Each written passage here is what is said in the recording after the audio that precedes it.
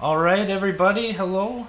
Welcome into Talkin T-Wolves. We're here with Mike Baltz, celebrating a really good Wolves victory last night again against the Utah Jazz. How are you, Mike? Up the Jazz. Can barely tell that's a broom with your virtual background. That is a broom or a sex toy, but either way, we swept the Jazz.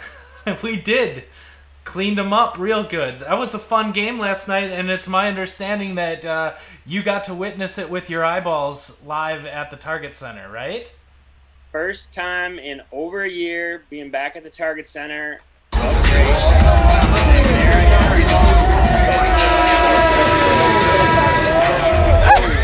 That money. I mean, so tell us what was it like to Target and then to see the win. I mean, all of it was great.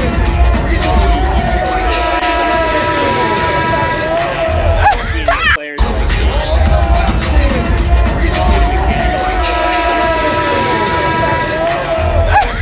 and didn't have the best game. He did have a sick dunk, which was a cool thing to see live.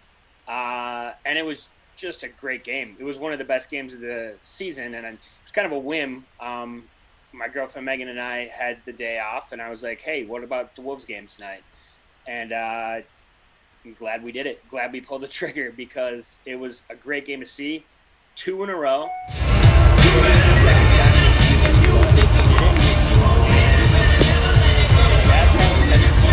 We have just over 17%. We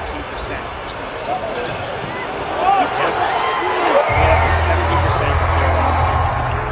It's pretty impressive. I would say that was. There's I the would game think, winner. yeah, that's the game winner right there.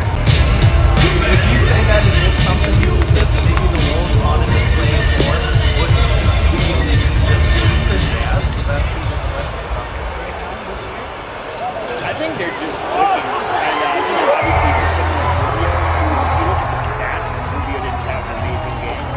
But if you watch the game, I mean, like, he was rebounding out of position, he was making defensive plays, and he was in it. And I think it does mean something.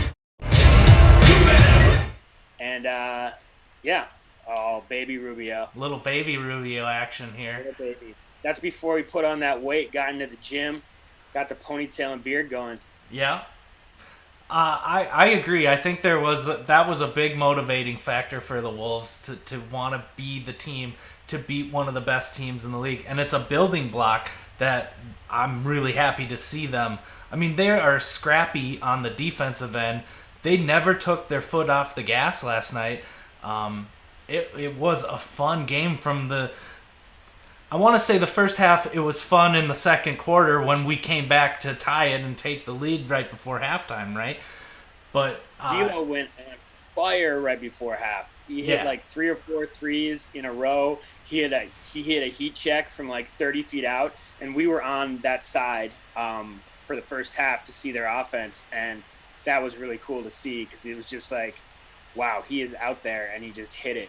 And when someone like D'Lo hits that heat check three, I mean, obviously the building was erupting. No matter the fact there were only 3,500 fans or whatever in there. yeah, dude. That shot, that big shot that he made from what looked like 5 to 6 feet behind the 3 point line on TV. I don't know. That deep shot that he made was just amazing and really showed that he's not afraid to make that big shot and was making them last night in the second quarter and in the fourth quarter, big time. It was And fun. well, I'll say this too. You know what else D'Lo did last night? Is he played some defense. Yeah, I they mean, all like did. he's never going to be like a plus lockdown defender, but he was playing defense. I mean, yeah, the whole team was, but like it's good to see D'Lo make that kind of effort on the defensive end because he is a leader on this team, even though he's played 40 games for the Timberwolves so far. Um, he is one of our leaders, and to see him play some really good D, get some steals. I think Ant said it right after the first Utah win on Saturday. In the post game, he was like, we know they want to pass the ball 5 times before taking a shot, so we're going to be a little extra aggressive. We're going to get in those passing lanes, keep rotating, try to make them miss. And I think that's why, like, especially in the first game, but even last night, we got so many steals. Is they don't, without Mitchell, they don't really have the ISO player. I mean, Conley can do it, and he did. But other than that, they don't have ISO players. They want to move the ball, find the open shooter. So we're fast, we're young, get in those passing lanes and disrupt. And even when we didn't get the steal, I feel like last night it was more like deflections. There was deflections all over the court. Yeah. It was crazy last night, and it wasn't sloppy. It was, you're right, it was quick hands causing deflections, not guys not being able to catch a pass or having, slippery hands. It was good defense, and man, I'll tell you what I've seen from Rubio last night, from Okogie the last few games, with Anthony Edwards and D'Angelo Russell playing good defense, and the main guy is Karl Anthony Towns, man. He was in foul trouble early in the third quarter, right? And then played with 3 fouls for basically all the end of the third quarter and most of the fourth. And that's what Finch made a difference. Finch has been saying, like, I can take him out if he's in foul trouble, but then I don't have one of my best players. Yeah. It's like sometimes you got to trust him. And I think one thing Finch has figured out is that Towns isn't Rudy Gobert. He's not the guy who you put him on their worst player, but mostly he's just kind of like a linebacker on the back row. That's Gobert. They put Gobert on Josh all night so that he could just sit in the back and kind of just be like a free safety, and which works for them. And that's what Rudy Gobert does best. But Towns is not that. But what Towns is, better than Gobert even, he's a great perimeter defender for how big he is. So they had him on, like, he'd be at various times on Ingles, Bogdanovich, whoever, and he was shutting them down. They were not able to do anything. And it's good to see. And one more thing on the defense. Vando had some good possessions, but when he got that amazing steal, the whole place stood up for the dunk, and then he missed the dunk. Yeah. That was a wah moment. I wanted to see the replay of his reaction right at the end. Like, I kind of saw it before they brought the ball up the court, but like he went down and like kind of turned around, and I couldn't see exactly what he said, but I imagine it was something like, "Boy, that was wide open and I missed it." I don't know. Do you think? The problem is Utah took it right down, and I think Niang hit a 3. Mm-hmm. So it was basically like a 5-point swing, which hurt at the time. It all ended up okay. But, yeah, it's like that's the kind of play where – and also, once again, I'm going to bring this up on probably every one of these we do. He fell down. Like, whenever we dunk or hit a layup, we always have to fall down, and that hurts your defense. You got a guy on the ground, and now it's 5-on-4 on the other side if they get it back fast. And so, the game wasn't perfect, but it was such a great game to watch, and especially to be there was really cool. Also, something the Target Center should do from now on, maybe all venues, because of the pandemic, you order your beverages, your food on the app, and then they just ping you when it's ready. They just did that every time.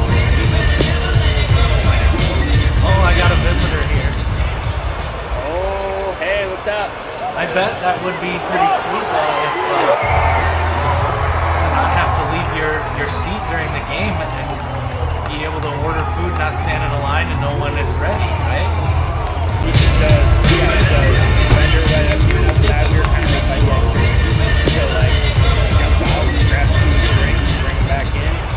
Great, we got a little wolf pup in here. We got a little pup here. This is Levi. Hey, Levi, you want to say hi? Say hi, Mike. What's up, Levi? Look, that's him at the Timberwolves game last night.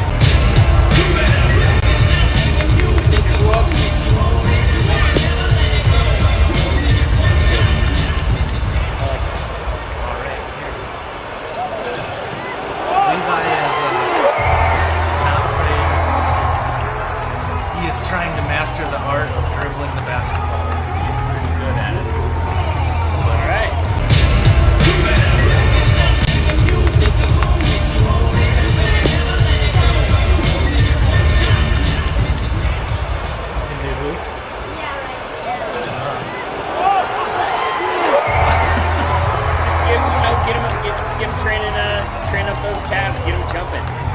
Yeah. Be dunking it.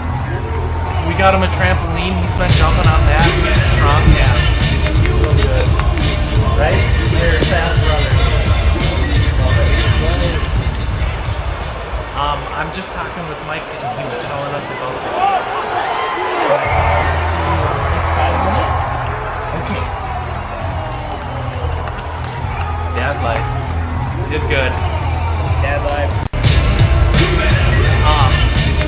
So yeah, getting back to it, Levi really likes to hang out in Dad's office. He says he brought the iPad. We'll see you later. And he wants a bunch of computer screens, and then just sits here and types on it. Right? All right. A young Wolves fan in training. He is a young Wolves fan, and he'll be a tall basketball player too one day. But for 6 years old, he still needs to develop that shot, that dribble, right? He's not ready to play for the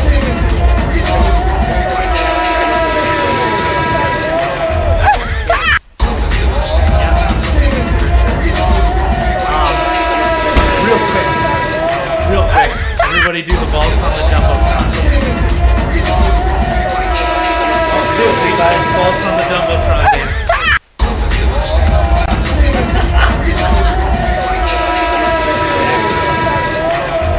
Real quick. Where do you think the Wolves will be tonight after a big win against Utah last night? Where do you think what team's gonna show up in Houston tonight to play the Rockets? Are they gonna play down to the Rockets, or should they just blow them out? I mean, they've shown they should. Yeah, I mean, I think that it could go either way. It'd be a big sign. I mean, with the standings the way they are, I think we're 3 games up on the Rockets. So tanking, we're not going to catch up to the Rockets. But we could still catch up to other teams. So if you're worried about the tank, then worry about the tank. But I think there's 10 games left. So I feel like it either goes one of 2 ways. Either we keep winning around the same amount of games, 2 to 4 of those 10 that we've been doing, and that keeps us at the same position. Or, hey, maybe we win 6 to 8 of them and show the fans that, hey, there's hope for next year. We see what this team can do, what they're capable of. And to me, that makes more sense, especially when we're talking about fractions of percentage points. Like, until we get up to the 5th worst record, I think then we would drop 7% from like 40 to 33 point something. Mm-hmm. But even then, it's like, I mean, just go for it. Like, let's see what this team can do, especially the Rockets. Like, it'd be nice to see a wire-to-wire win against a bad Rockets team. And, full-on effort the whole way through. Man, I agree. I think that the building blocks right now are to show that this team can be competitive for a full game and close out games, and that's what they did last night. The last few games is they've been competitive the whole game. They've got players now like D'Angelo Russell, Carl, and Anthony Edwards that can close out games. It's more about proving it to them and the league that they're not a joke anymore. And if that means giving up a pick in order to win some games and make them better next year, I mean, this is a solid, talented group of players, right? And yeah, it'd be nice to have the number 1 pick, but that shouldn't be your concern. And I don't think that that's Rosa's concern, although I don't know. It kind of brings me to my next point, but I think we'll know if one of Cat, D'Lo, Ant are sitting for soreness against the Rockets. Then we'll kind of get a better picture of, are we tanking? Are we doing this? And, the case can be made, too, that, like, try to win against the good teams and put in your shittier lineups and lose against the bad teams is another way to kind of tank. But, yeah, like, I want to talk about the coaching really quick. I know you said you had another segue, but, like, I thought It was a well-coached game. Mm-hmm. Again, we got off to a slow start. Again, we came back from down 18. Um, but I mean, I think so much of that is coaching. And that last play in the post game, Finch actually said they were running that for Cat. But it's still, at the end of the day, he drew up that action where it's basically Cat, Ant, and D'Lo all combining. It looks like a double pick for Cat essentially, and then that's what confused them because it's like you got your three best players. So then D'Lo fades off, Gobert for center goes to help with Cat, and we get a wide open layup. And that's good coaching, and it was very similar to what happened against the Suns. It was like the same play, but running those actions through Cat, your best players, and then what's going to happen is one of those guys is going to screw up, and one of those players is going to open. And when those players are Cat, D'Lo, and Ant, you're going to have the best chance you possibly can to win. Yeah, I agree, man. And it was a fun end of game last night just to see him get that wide open layup on a great play, and then to see them close it out, and really not give what's happened so many times before, is to give the lead away at the end of the game. McDaniels with the steal to ice it. Yeah. That was so cool. He just got those insanely long arms and ripped the ball out from Conley, I think, right? Yep. It was great. Did they... Very... Well, go ahead.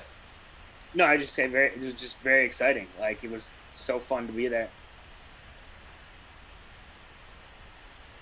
It kind of brings me to my next point then. If it's all about building, the strength of the team for the future through, winning a couple games and maybe not tanking as much, when do they put this team together? Are they letting D'Lo come off the bench? I guess is the main focus is around D'Angelo Russell being on the bench, sixth man right now. Is it because Beasley is gone and hurt, and he's not there to kind of fill? Or when he comes back, does D'Angelo then go to the starting lineup, and they have Beasley kind of come off the bench to ease his way back?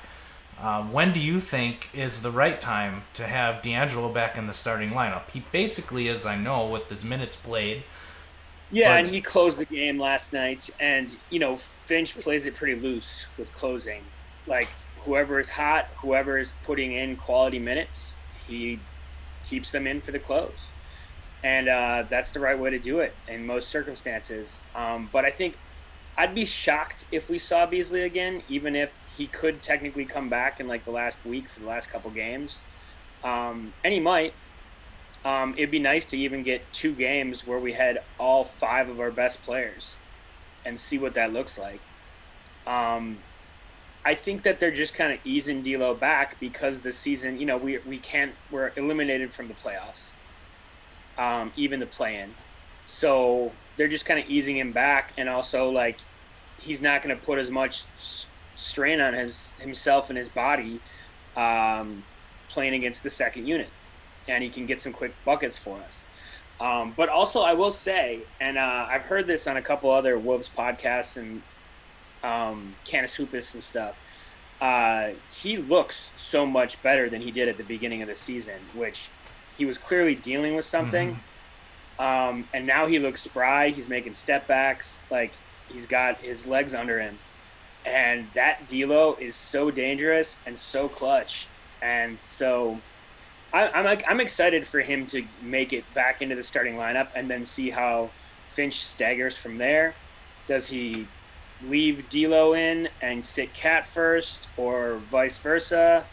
Is he always keeping one of those two on the court, or is he letting Ant run some bench units and be like the main guy alongside Ricky? And that's another question. Is it Rubio and D'Lo starting? Or is Ricky going to be leading the bench unit with Ant, which could honestly be kind of exciting? Like some combination of Ricky, Nas, and Ant. You've got a facilitator and 2 very good scorers, and then some three-point shooters and defenders to throw in the mix. But also, just the wormhole of rotations. You could go down forever, but McLaughlin plays such good pick and roll with Nas Yep. that I feel like you got to have that out there at some point. I mean, that's been a key thing for our bench units is that pairing.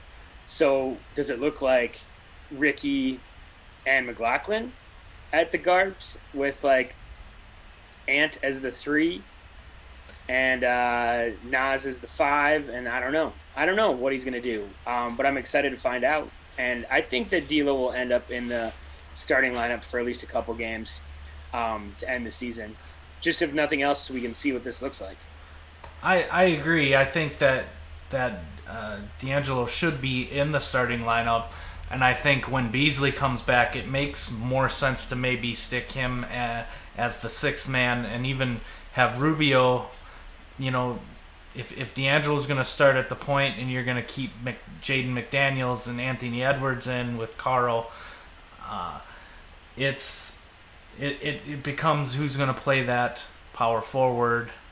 You're going to keep Okogie in at the 3 and McDaniels at the 4 then? Is that kind of how they've been doing it lately? Yeah. I mean, I don't see any world where McDaniels is not a starter for the rest of this season. Yeah. He's so good. He can defend the other team's best player, whether that player is a guard or a power forward. He can. He's just good.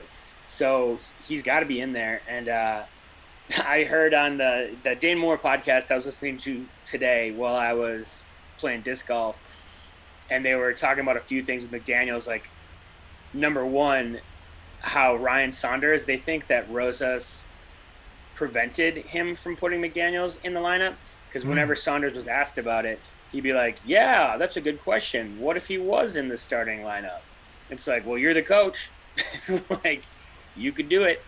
But the thought is that maybe Rosas was still pulling the strings on what the lineup would look like.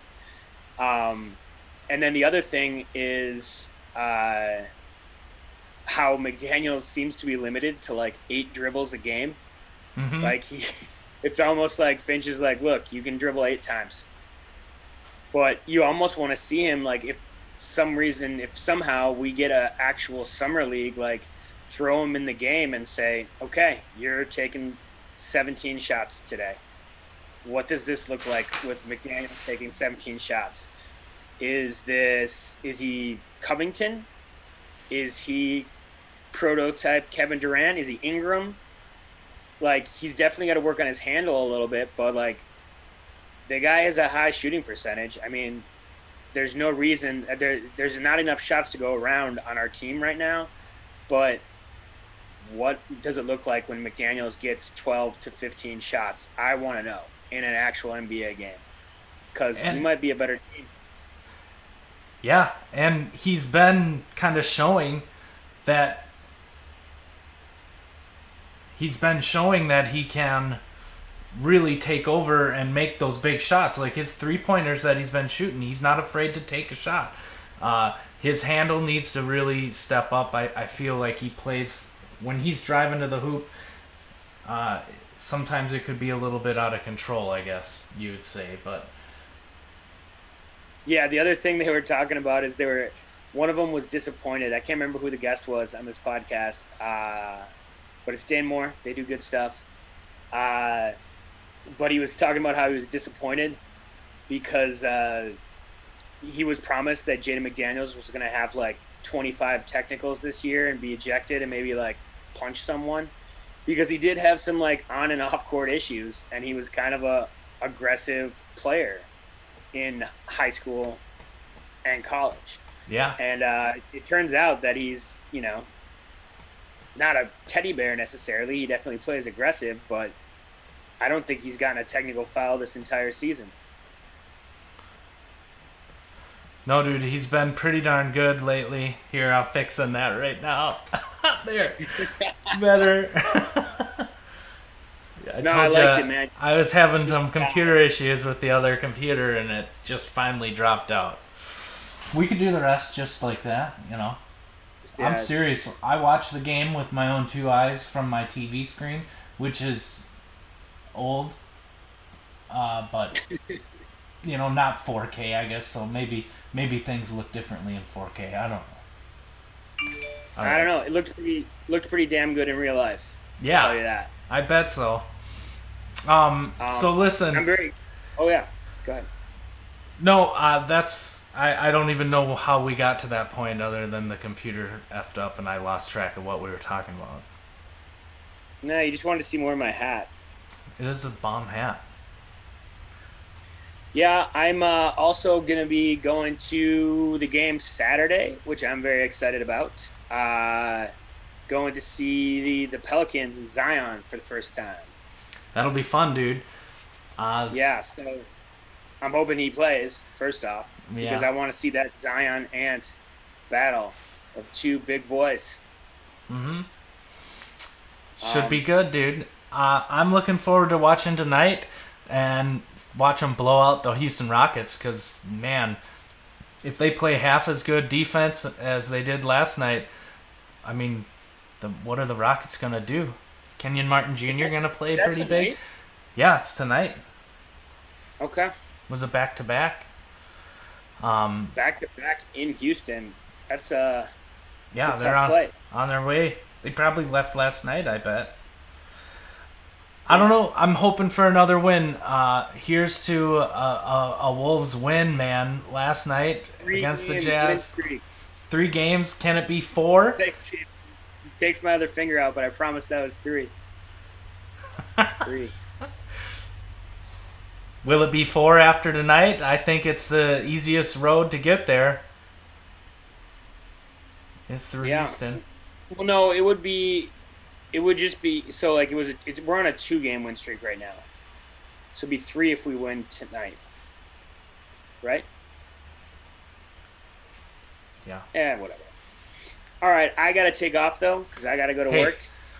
This has been a pleasure. Somebody's got to make that money. Thanks for being on here, Baltz. Thanks for watching, everybody. We'll see you next time.